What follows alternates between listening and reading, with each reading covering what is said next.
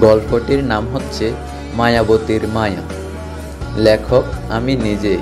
আমার নিজের গল্পগুলো আমি নিজে লিখি।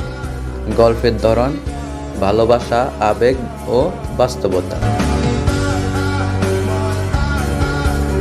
তো শুরু করা যাক গল্পের প্রথম পর্ব। দেখা হওয়ার দিনটা ছিল অদ্ভুত এক জাদুর মতো।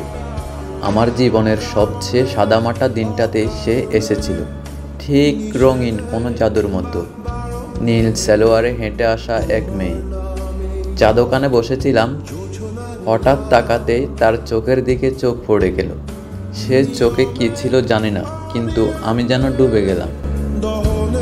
সেদিনে বুঝলাম কিছু চোখ থাকে যেখানে মানুষ আটকে যায়। আমি আটকে গেলাম আমার মায়াবতীর চোখে। পরিচয়ের সুতোয় কাছে আসা, তাকে আবারও দেখলাম সেই একই চায়ের দোকানে। সাহস করে বললাম, আপনি কি এখানে প্রায় সময় আসেন? সে হেসে বলল, হ্যাঁ, এই জায়গাটা নিরিবিলি, তাই এখানে আসতে আমার ভালো লাগে।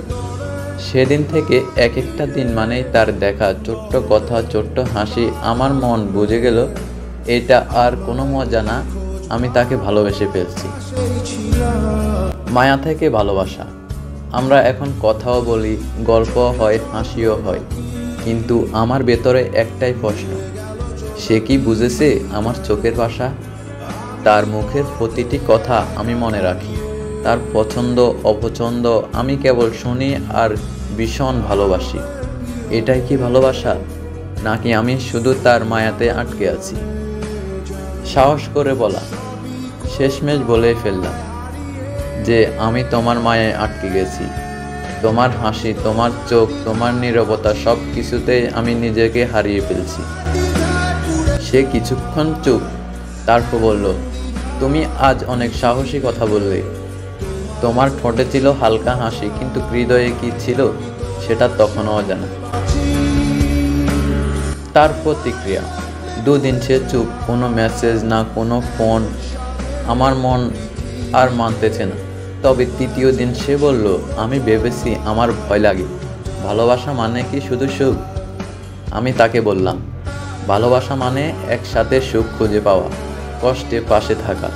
সে বলল, তুমি একটুও বদলাওনি, একদম সে প্রথম দিনের মতোই। সে থেকে দূরত্ব বাড়তে থাকলো, দূরত্বর দিনগুলো। তারপর হঠাৎ সে দূরে সরে যেতে লাগলো। ফোনেরও পাশে কণ্ঠ শুকনো, চোখে ক্লান্তি। আমি বুঝতে পারলাম সে কিছু লুকাচ্ছে, হয়তো পরিবার, হয়তো কোনো অতীত। আমি শুধু অপেক্ষা করতাম, প্রতিদিন, প্রতিক্ষণে। গল্পটির প্রথম পর্ব শুনে যদি আপনার বিন্দু পরিমাণ একটু ভালো লেগে থাকে, যদি একটু তৃপ্তি পেয়ে থাকেন, তাহলে অবশ্যই আমার জন্য আপনি কিছু করবেন। সেটা হতে পারে একটা লাইক, হতে পারে একটা কমেন্ট, আর না হয় হতে পারে একটা শেয়ার। যদি মন চায় তাহলে একবার সাবস্ক্রাইব করে রাখুন দ্বিতীয় পর্ব দেখার জন্য।